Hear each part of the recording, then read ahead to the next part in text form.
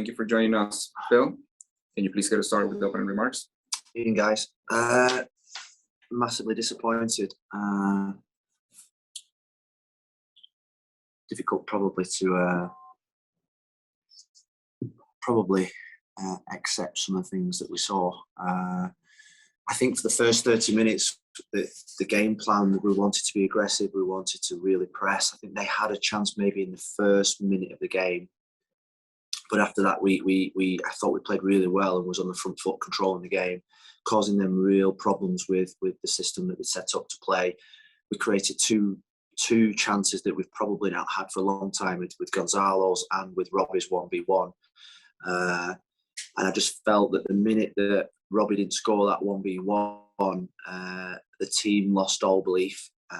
It really affected the team mentally. The chances that we didn't take in the first 30 minutes, and then we allow Santos just to pick out a header in the middle.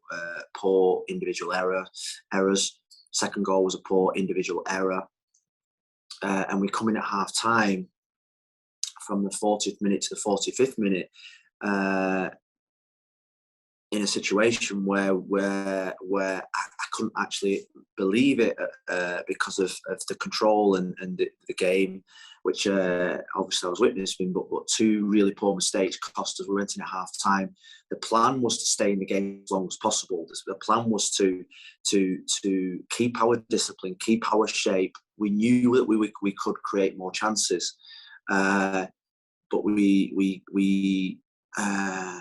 conceded two more goals from two poor individual errors, which has probably been the typified our season in terms of, to be a defender, you've got to concentrate. To be a defender, you've got to want to defend. To be a defender, you've got to not make mistakes. And ultimately, the two chances and the mistakes that we've made probably has been the story of our season. And at this point in time, we sit in a place where mathematically it's not impossible still to qualify for the playoffs, but it's going to be an absolute mountain to climb for us. And I sit here now thinking as the manager in terms of we've got a lot of big questions and we've got a lot of big decisions to make.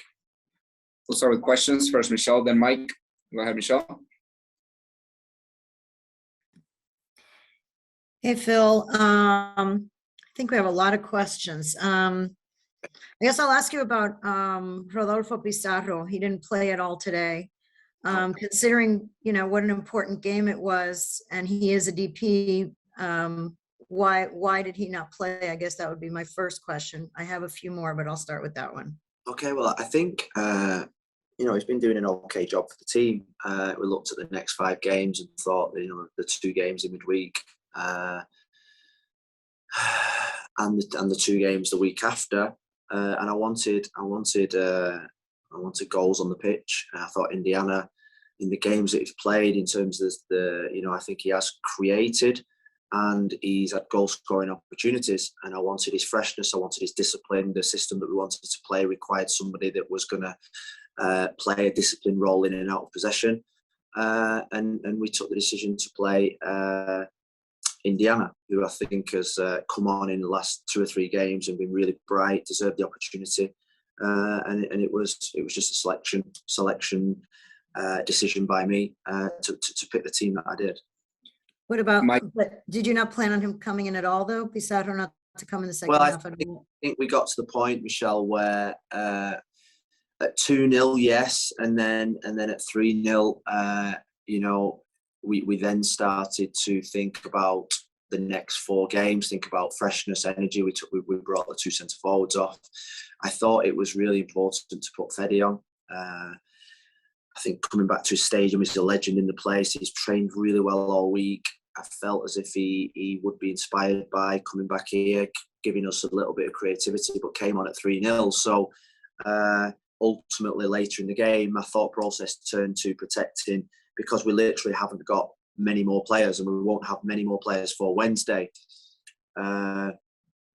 So we have what we've got, and we've got to protect what we've got at that moment in time. And now Rodolfo will be fresh for Wednesday and for Saturday. And like I say, it It was nothing personal or anything. Don't look into it. It was just a fact that at 2-3-0, I started to think about freshness for Wednesday and the home game against Toronto. Mike, and then Franco.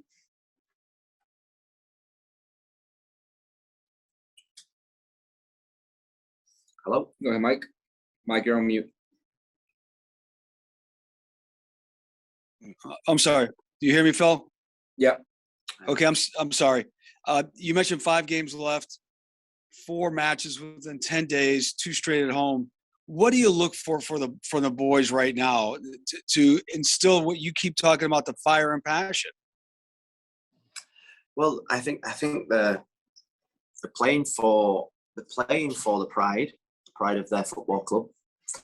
They're playing for their futures. I think we're now at the point where that can be said. They're playing for their futures, and I think over the next 5 games, I think we're going to see the true characters of the players, true characters of the manager, the staff, and I will never give up.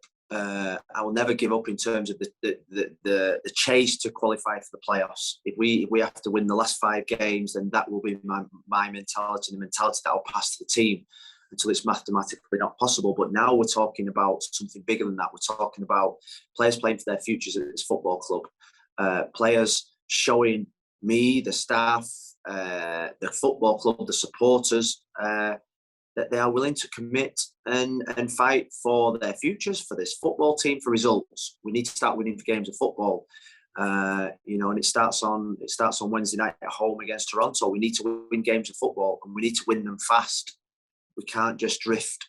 The season can't just drift now, because there's some big decisions that we have to make, and I'll be looking at that in the next game, the game after that, and ultimately for the last 5 games. And I think you see the true test of people's characters, people's personalities, people's qualities when you are really, really backs to the wall, and we are backs to the wall. We've got 14 fit players, and we're finding it really difficult to get the players back fit. It's taking longer than what I want. It's taking longer than what I expected. So that tells me a lot as well. So it's now about keep believing. It's now about the work ethic we're going to put in. It's now about the attitude of the team. And I think we'll see a lot over the next 2 weeks in terms of what we will have next year. Franco and Dairon. Go ahead, Franco. Thank you, Rafa. Hey, Phil, I agree with a lot of what you said there in your opening remarks with regards to how you guys came out and played over the first half hour. And I think I also agree that a big turning point, if not one of the most decisive plays, was Robbie's. I don't know what to call it, if you call it him just falling over, or it's not often you see that happen on a one-on-one opportunity in the game. What do you attribute that to? Is it a mental thing? Was it just unlucky? He just slipped? Was he trying to maybe force on his left and then wanted to go onto his right at the last minute? What do you attribute that mistake to? Well, I think what you saw in the first 30 minutes was really a vision of how I want this team to play. On the front foot, aggressive, real positive attitude to press the other team. In terms of the one-on-ones, you see it. He dragged the ball to the right-hand side. The defender's closing him down. The keeper's coming out, and ultimately lost his footing. I think there was a lot of the pitch was really nice. There was a lot of bobbles around those areas. He just footing went a little bit, and then I think he stood on the ball. I've not seen the incident again. I think he stood on the ball. That happens when when you've not been scoring and your confidence is a little bit low, and you think you're looking for that goal. Ultimately, you think back to the Philadelphia game when he goes one-on-one, just sticks it into the back of the net. You think about the chances he had. I think it was it Montreal where he scored. With forwards, you go on streets, you go on runs. It's confidence, it's belief, and at the moment, it's just not quite going for Robbie at this moment in time. But ultimately, the way that he anticipated the mistake from the defender and the way that he went through. You just knew that. You just had a feeling. I thought, this is his goal, and then just the luck's just not quite going his way. And I think the big learning from that was, the real top strikers, the real strikers that have that ruthless killer inside them. they forget that chance and get the next one, stick the next one in. And that is the mentality that we need to put into Robbie. In terms of that real killer instinct, is that you're going to get chances in games, and that you can't score every one of them, and if you don't score one, you score the next one. That's the mentality of the strikers, the best strikers in the world that I've seen and I've played with and that I've coached. Last question, Dairon. Thank you, Rafa. Hi, Phil. Sorry for Hi, the Dad. loss. I wanted to ask you. You've been talking about in these 5 games that are coming, the players having basically to earn their spot in Inter Miami, and having to review themselves in their mistakes and so on. And I wanted to ask you about the coaching staff. What do the coaching staff have to review about yourself, about the coaching staff? What do you want? What are you guys thinking about doing better, maybe for these 5 games that are coming or next season? Yeah, I think first and foremost, forget the players. I look at myself straight away, and I take full responsibility for everything that goes on in the dressing room, on the pitch, and off the pitch. That ultimately the buck stops with me as the manager. So I think that's really important to say is that, you know, when a team loses, you've got to look at the manager first, and you've got to look at the tactics, the systems, the players you pick, the roster that you built. And there's no hiding place. There's no hiding place for me at this moment in time, or for my staff, or for the players. And you know, I think it's really important that I have to take responsibility. It's my job to get this team better. It's my job to coach better. It's my job to make sure that those players are fit enough to play 90 minutes, fit enough to get through 90 minutes, fit enough to play the way that I want to play. You know, so that's the questions that.